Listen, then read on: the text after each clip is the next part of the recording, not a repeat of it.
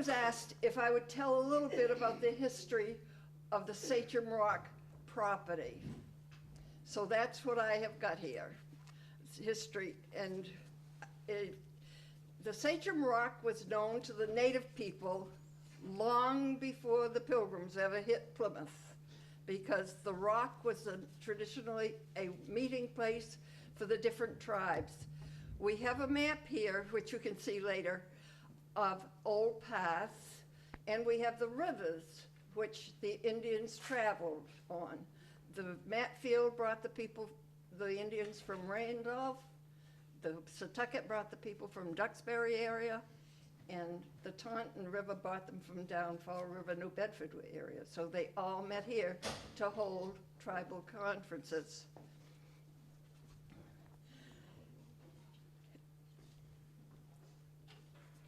The land,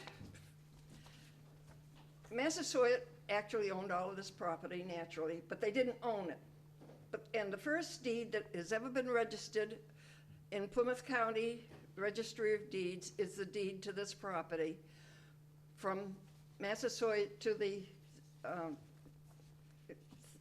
Pilgrims. I'm sorry, I have not done this for 5 years and I'm very nervous. Especially holding these. The natural outcropping of the rock was chosen by the Wampanoags, Sachem, Massasoit, as a place for the sale for the English.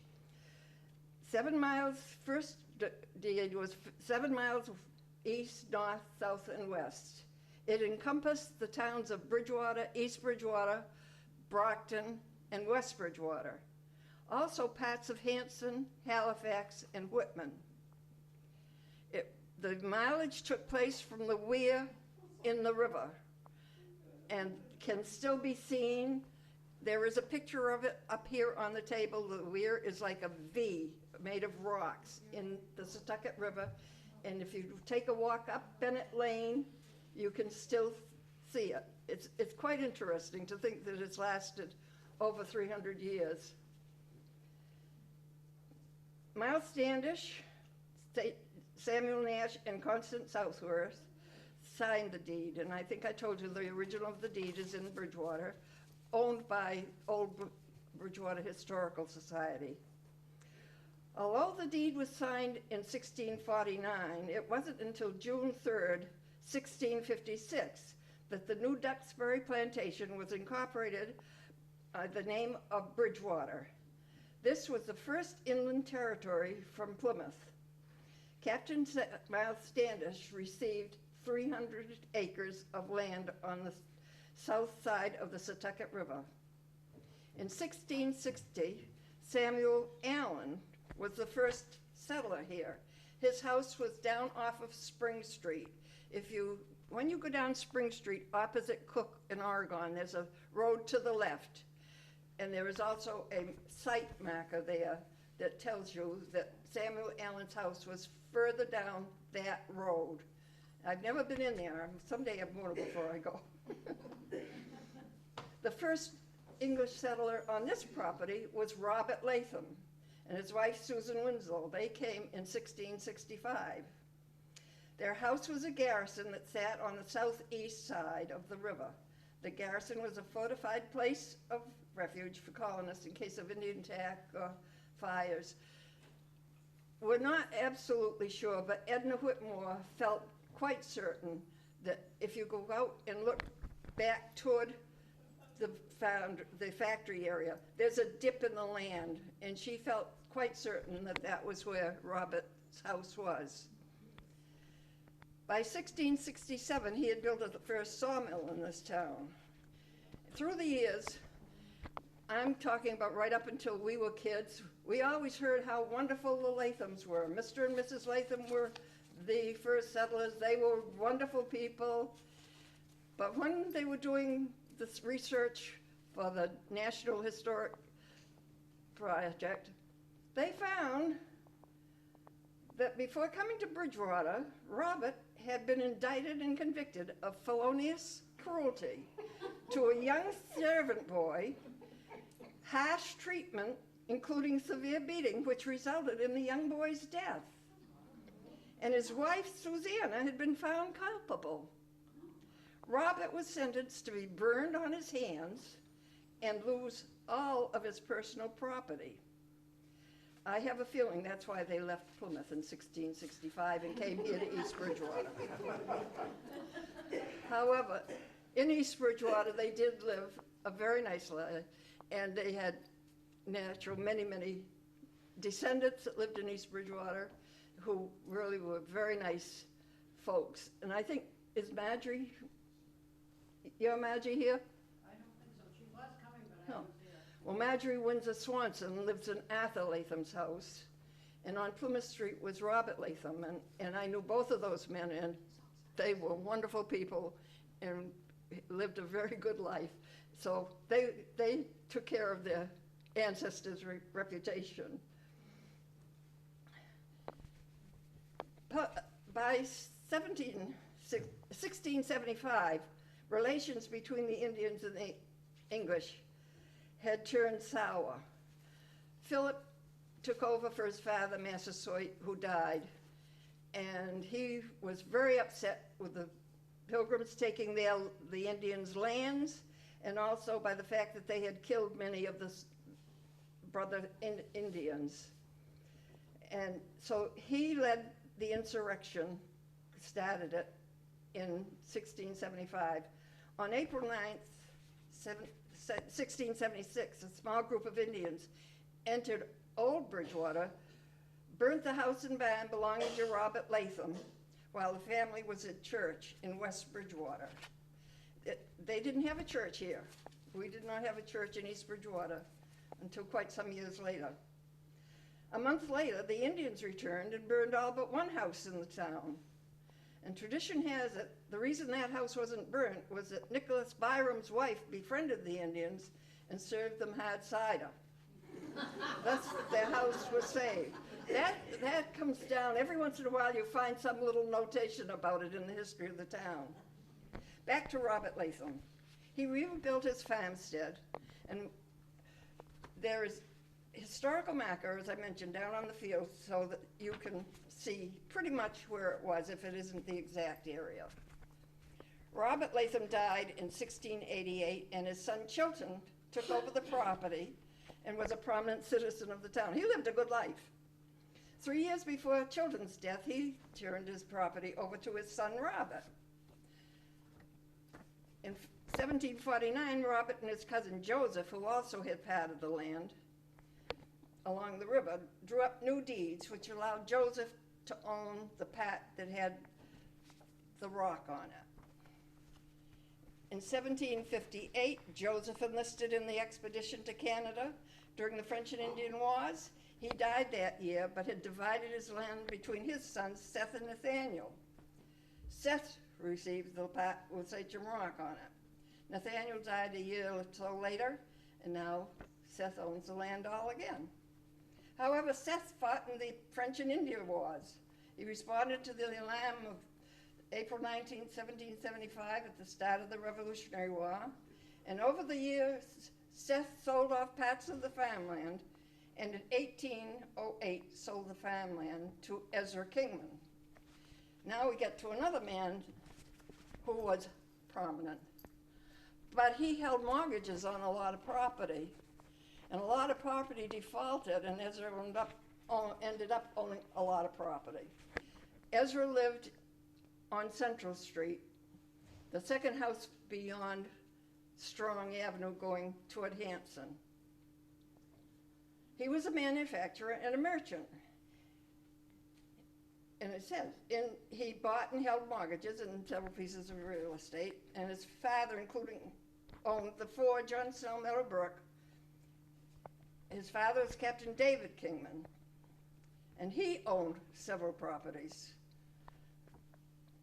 Among the other parts of Seth Latham's farm, Captain David signed the properties over to Ezra. Thus, the Seth Latham farm was back in one piece again. It is unlikely that Ezra ever lived at the farm. In 1824, he sold the farm to Constant Haywood. Constant owned the farm for 7 years, and then sold it to David Kingman, Ezra's nephew. Keeps going back and forth. who farmed the 25 acres of Seth's farm. David fell upon hard times and defaulted on his mortgage. Josiah Eastman took possession of the farm. Josiah promptly sold it to Edward Hobart. Now, the Hobarts were the ones that owned the Carver Cotton Gin. They also, this Edward's brother is the one that built the building that is our town offices, Aaron Hobart. Edward sold it after 2 years to Thomas Hewitt. Now we're getting into the more modern times. Thomas Hewitt was a machinist at the Carver Cotton Gin, and he and his wife raised 2 children here. And during their spell, the original farm, Latham barn blew over. Apparently, the house was gone somewhere. We don't know where or when, but in 1868, Thomas brought back almost 6 acres that Seth Latham had sold off from Samuel Green Alden. Now, I found out a little bit about my own great-grandfather. He held mortgages too. And he lived where my son-in-law, Ted Hayne, lives now. So Samuel was good, though. He farmed the land. He farmed it for a few years. But Mr. Hewitt's son, Abbott, bought the property from Samuel, and he had a real farm here. He had chickens and pigs and cattle and vegetable crops. But Abbott sold the farm to Henry Morehouse in 1903. Henry Morehouse, now, we remember. My owner and I remember Henry well, don't we?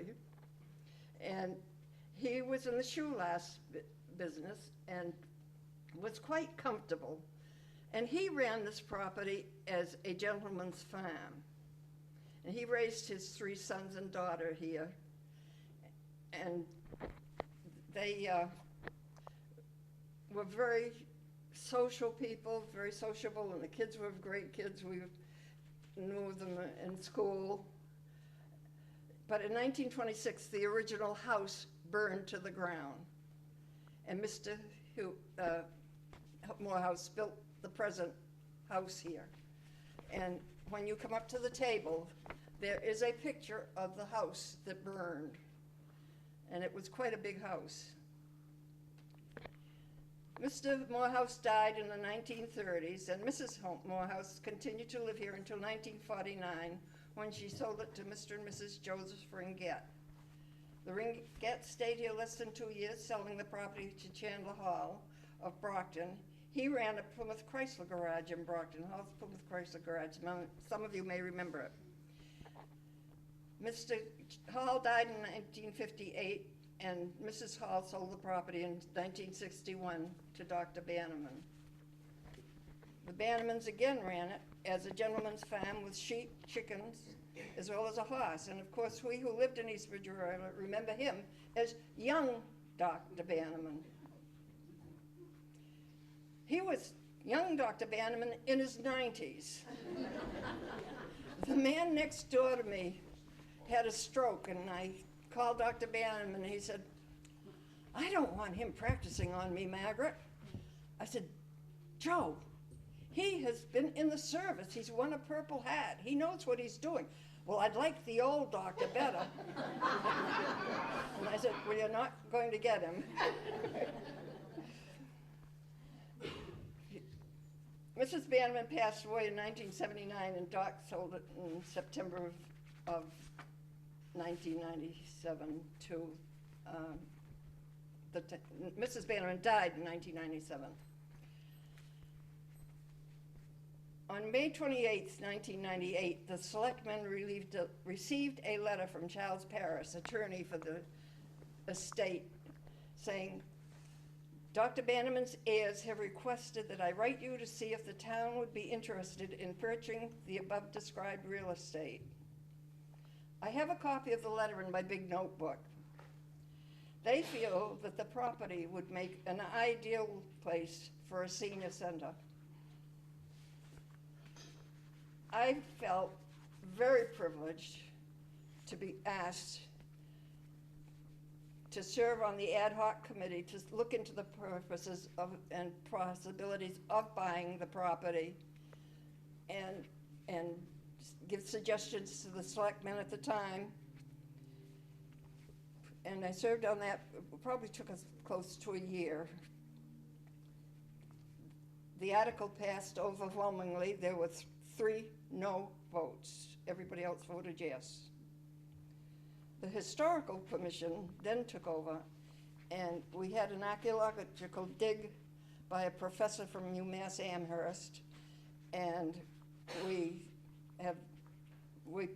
had people out here from Boston that did all the research and worked on it, and it is a National Historic District area, so we're proud of it. And through the years we've had in East Bridgewater many historians, and we are very fortunate that they wrote their things down. And I just brought books so that if you're really interested in learning the history, this is earlier days in East Bridgewater. And there were 3 men and 1 woman who wrote their remembrances down, their memories, and told the history of the town and the industries. We were a great industrial town back years ago. This is the historical book that was put out in 1930, the 300th anniversary of the town. William Allen was a teacher, but also a historian. He chronicled by dates everything that happened from the beginning of 1660 right through 1893. And I transcribed those notes. They are down at the library if you ever want to see them in a notebook. But also this booklet has his history that he wrote for Heard's History of Plymouth County. And then in 1973, the town was 100 years old. Many people in town wrote the book. It was really published by David Wilson of the town of East Bridgewater. Yes, you have it, only it's green. This one has got an index in it. And these 4 books are all for sale down at the library, and they're really fun to read, and it gives you a good idea. It shows you the old houses, and it's interesting. My big notebook has everything that I ever collected from the time I went on to the ad hoc committee to see about purchasing the property. You're welcome to look through it. There are pictures even from the 1956 tercentenary, which was Old Bridgewater's celebration. And there's a lot of pictures in there and things in there that you're welcome to look through. There's maps of the old trails and waterways, and there are several pictures. So hopefully you'll enjoy it. And I will gladly answer any questions that I can that you have for me. I don't know. No questions? Yes. Margaret, there's a cement foundation, a small square cement foundation off that way down the trail through the woods. It's not that far in. Do you know what building that might have been? Probably a farm animal building. Probably. I wonder if it was a smokehouse maybe. Yeah, some sort of a farm building. Dan Morehouse told me many years ago that there's also an Indian grave along the river out here, but never showed anybody apparently, because I have asked, and he was always going to show me, but he passed away. Now we never will know. It's unmarked then? Pardon? It's an unmarked area? Oh, it would not be marked. It would just be a little, maybe a little mound, but through the years it's probably flattened out. Supposedly throughout the town there are Indian grave sites. Sophie has one down in back of her house, and down at Robbins Pond we had an archaeological dig to find it. We had the exact location in the 1800s, but the storm in 1921 changed the river, the way the river ran across Pond Street. So we lost the location. They did not find it, but they marked off and put into for perpetual use, not to be built on certain areas where the new buildings are being built out of Roberts Pond. Yes? Did they find anything in the dig? Did they find anything in the dig? Yes. What Yes. type of things did they find? They found arrowheads and tools and pottery. The report, I have the report here. And they did find, they felt that it was a very important site. And what happened to those artifacts? What happened to those artifacts? They're at the University of Massachusetts in Amherst. They didn't feel we had a suitable place to keep them. But let me tell you, there are arrowheads. If you ever wanted to go to an open house and see arrowheads that were found here in East Bridgewater, the old Bridgewater Historical Society has many, many tools and things on this, that you can see over there. Anything else? Go ahead. There was a mill on one of the old maps. How old are my maps? No, there was a mill located on one of the maps that I looked at. Mm-hmm. It was Snell Meadow Brook that runs off in back of Union Street. That's right. Was that a sawmill for sending wood down? I believe so, and I wish I could remember who. It was either Bass or Byram, I think. Byram's Mill. Byram's Mill. Byram's Mill. And over by the town barn is the dam that he built to back the water up so that it would service the mill. And there was an area up near that location where the Indians made their arrowheads. Mm-hmm, mm-hmm. And I found 2 of them in my yard, actually. Down off, That is where they made them. between Walnut and Washington Street, back at Sophie Steck's house, there's an extensive place, I call it, because it's quite large, and that's where they also sharpened their tools and made the tools. You had. One of the most enjoyable evenings I ever spent in East Bridgewater in the basement of the library was when your daughter Jane and your granddaughter, I believe Abigail, did a little bit of a presentation about Tibby's diary that was delivered back to East Bridgewater from a descendant living in Maryland. Could you share some of that with the people that are Yes, here? yes. Tibby was a 15-year-old young lady. She married Warren Keene in Elmwood. But when she was 15, you know, you have to go to school, you have to be at school, you have to.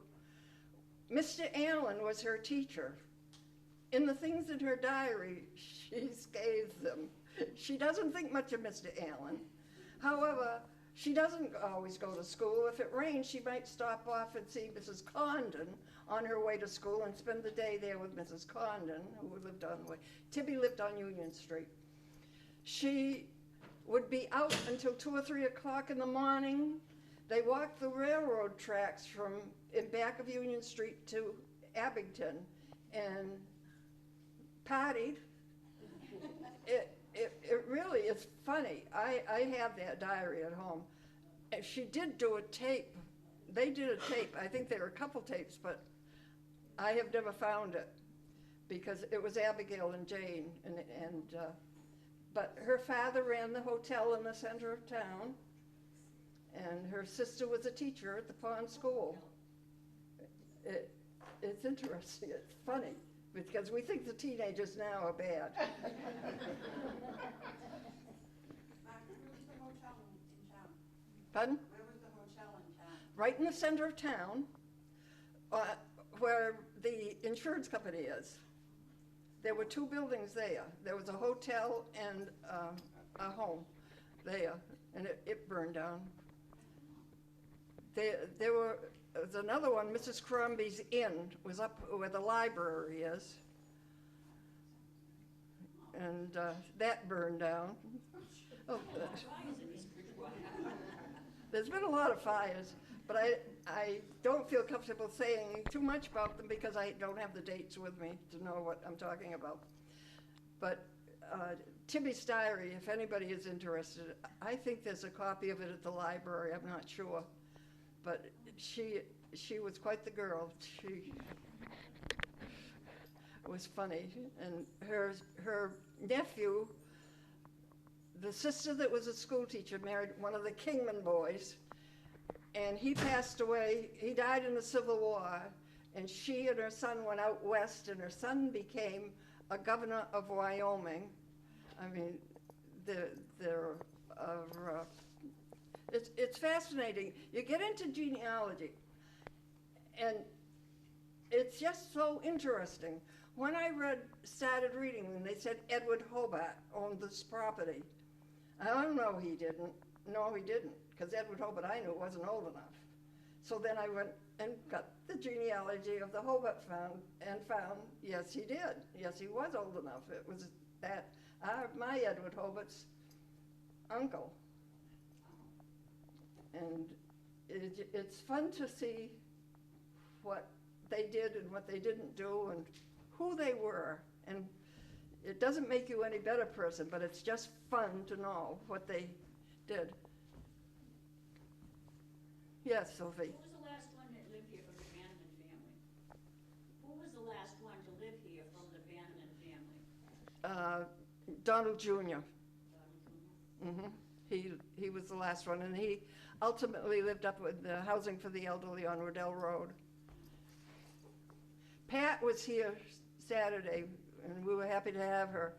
And I asked her how she thought her folks would feel about it, and she said she knew that they would just be thrilled. And I'm sure they would. I'm sure they would. And I thought the letter, when I was looking through the other day and saw the letter that they had suggested that this would be an ideal place for a Council on Aging building, I thought that was quite exciting. Anything else? Yes? What was the name of the tribe of Indians who lived here? What? The tribe. What did she say? Indians that lived here. Pardon? The tribe of Indians. The Wampanoags. The Wampanoags that were here.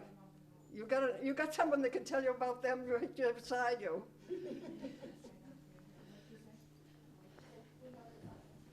Oh, you know. Howard, did Dan ever tell you about the Indian grave? Did Dan ever tell you about the Indian grave? No? He's... I know that Sophie had told me about the Indian graves behind her property. Yeah. No, but this was along the side of the river. And he was always going to take us and show us and never did. Of course, we didn't push it either. Mrs. Alexander, Yes. is there any evidence to point out an actual Indian settlement? I mean, where would it have been? I mean, They were principally from Rehoboth and Taunton area. so I mean, there wasn't really. There a really set wasn't. station They to came here in the summers and were at the Robbins Pond and were here, but they really were not settled here, living here year-round. They were nomadic type of people anyway. They went to wherever the fishing was best or the... Because I know when I lived in Situate, I did mine on my house. There was there was a Wampanoag settlement like behind my house. Well, they never really settled here in East Bridgewater that we've ever found, but they did come and... Why they buried their dead here then? What? Why they buried their dead here? Well, wherever they died, they buried them.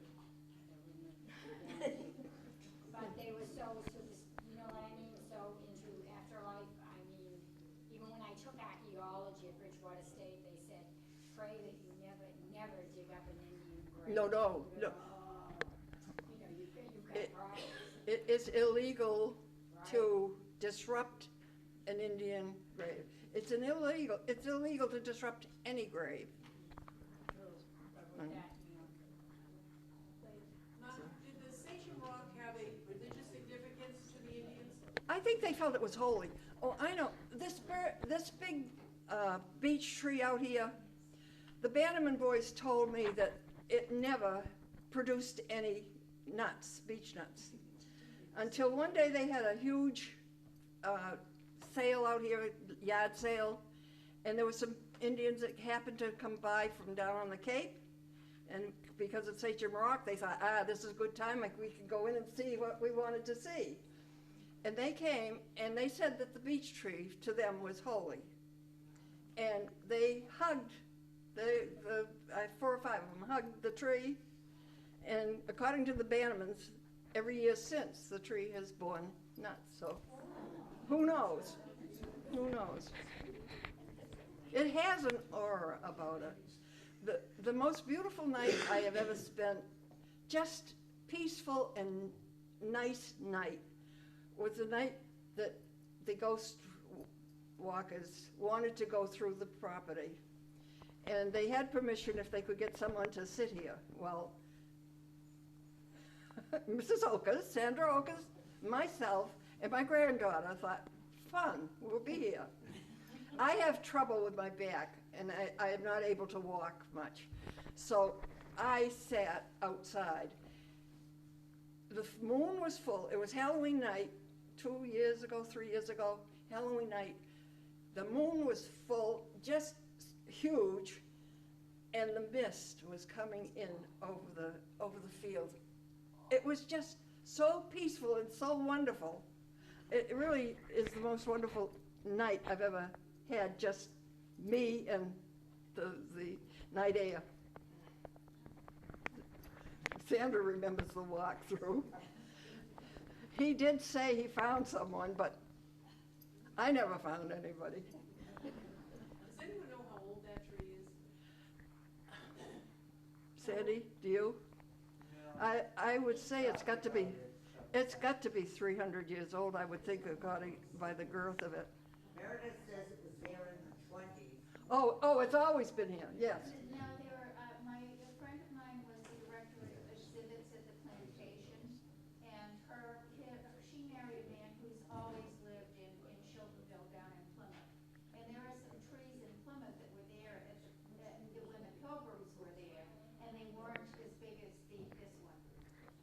My grandson is a tree warden, or was a tree warden, now he's DPW. Why haven't I asked him how old he thought he was? Yes, sir. I know Pete told me he used to gather up the berries, and he trot them over and treat them just Pete Windsor, who lost this property. And he told me, as hard as he tried, he could never get one to sprout. No matter what he did, he said he did it for years. But They just won't sprout. I never knew the name of that tree until recently. I used to call it the ugly tree. The hugging tree, yeah. No, I used to call it ugly tree. Oh, ugly? So Oh, when it's beautiful. When Peter Terrelsi came up here with the tropical trellis, he told me it was a copper beech, so that's embedded in my brain now. It's a copper beech tree. It ain't ugly. No, It's no, beautiful. It is. No, it is. Yeah, but you gotta think of it without the leaves on it. It's not too pretty. It has like a face on it. Bev, have you got a question? No. No? Yes. Margaret, who was the doctor that ran the TB hospital? Who was the doctor that owned the TB hospital? Dr. Asa and Dr. Charles Millett. My mother was a nurse there. That's how come I'm here. My father lived across the street from the nurses' quarters.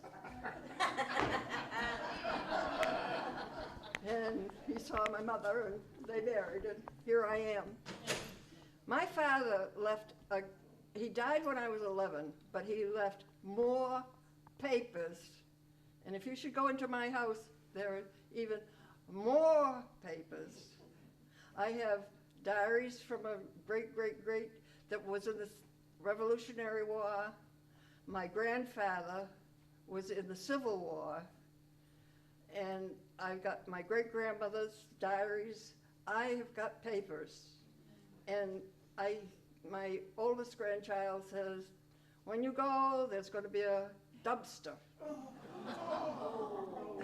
So it was John, and I was saying to John, I think, John, I would leave this notebook down at Sachem Rock Farm. And he says, what are you going to do that for? And I said, well, it covers pretty much the recent history of, oh, Graham, did you ever think I might want it? No, I didn't. You're going to get a dumpster. So, but the older they get, the more interested they are. Yes. You said that Dr. Bannerman sold this property to the town? Say that again. You said Dr. Bannerman asked the town if they wanted to purchase this property? What did he do? Dr. Bannerman wanted to ask the town to purchase. Yes, Dr. Bannerman did. Oh, no, I'm sorry, his children. I went to school with his children. Did they purchase all the acres? 31 acres. How many acres? 31. Oh, wow. Yes, the town owns 31 acres, and if you're able to walk, Sandy can tell you what a beautiful walk it is out back here. Yeah, And- I want to try it. And you How walk much did the town purchase, or how much did they charge to purchase it? $1 million the town paid for it. It was a buy. It was a steal.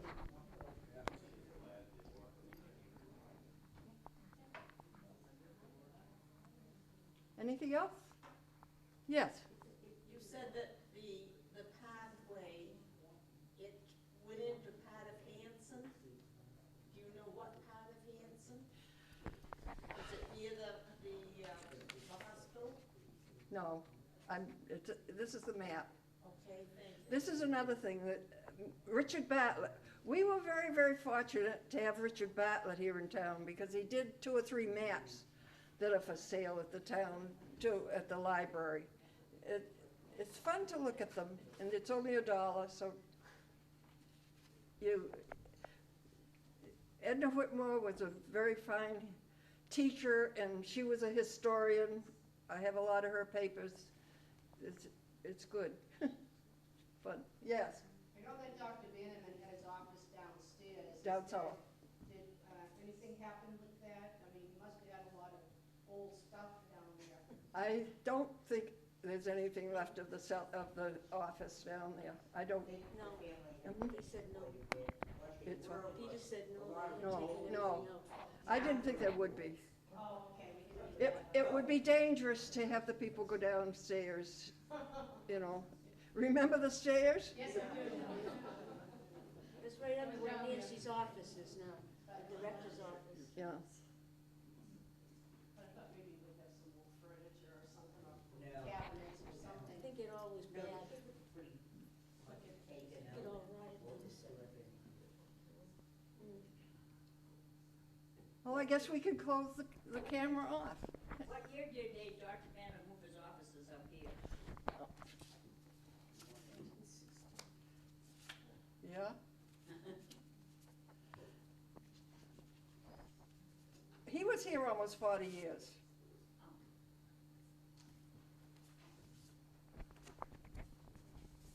In the center of town, wasn't it? He bought the property Years ago. in, from 1950s, I think. 1960. Yeah, he was little. 1960, I think it was, around that time.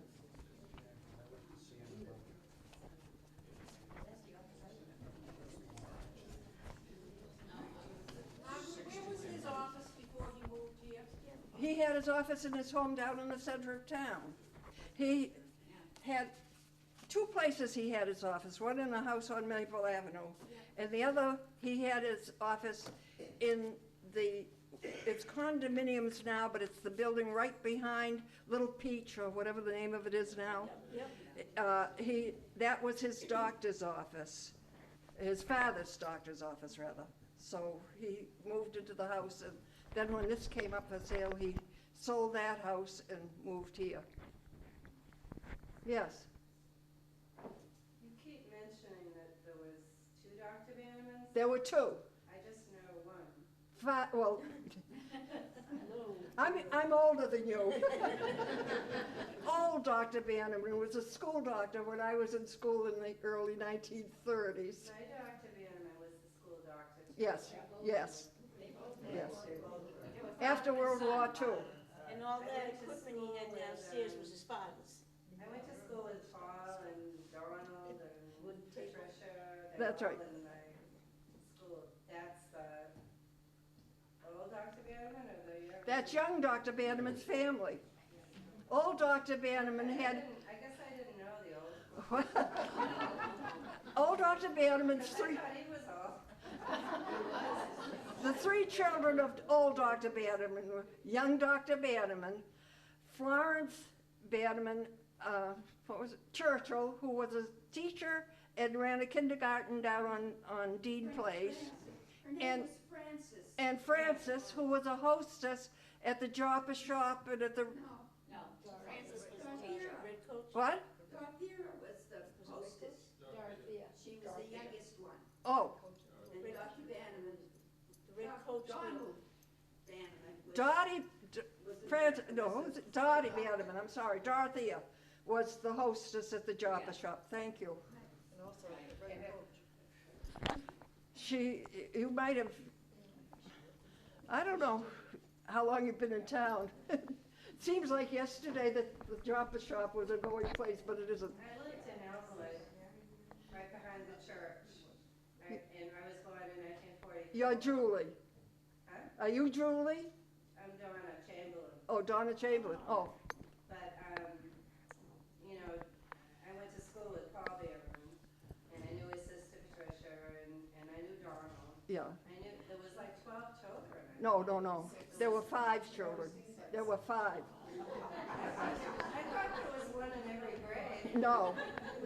They had 5 children.